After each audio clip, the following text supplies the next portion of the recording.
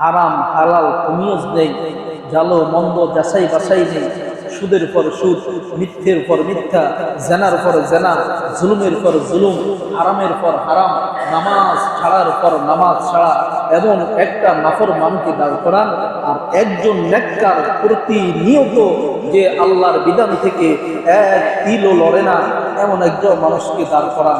তাদের মধ্যে পার্থক্য থাকবে কি থাকবে না? কথা বলেন, থাকবে কি থাকবে না? দুজনের বয়সী 70, কিন্তু পার্থক্য অনেক, ঠিক না?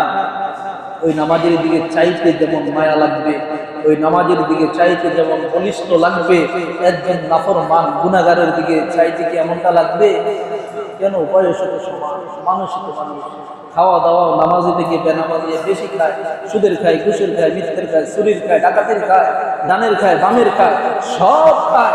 নামাজি থেকে একজন গুনাহগার আরো বেশি খায়, তাহলে ওই বেটার গায়ের বল বেশি না থাকার কথা, গায়ের শক্তি বেশি না থাকার কথা। আল্লাহ কথাই মিথ্যে না। নবীজি বলে ওয়াইনুন ফিল বাদান, যারা নামাজ ছেড়ে দেবে, গুনাহের কাজে লিপ্ত হয়ে যাবে, আল্লাহ ধীরে ধীরে তাদেরকে দুর্বল এমন ভাবে করবে, গুনাহগার নাফরমান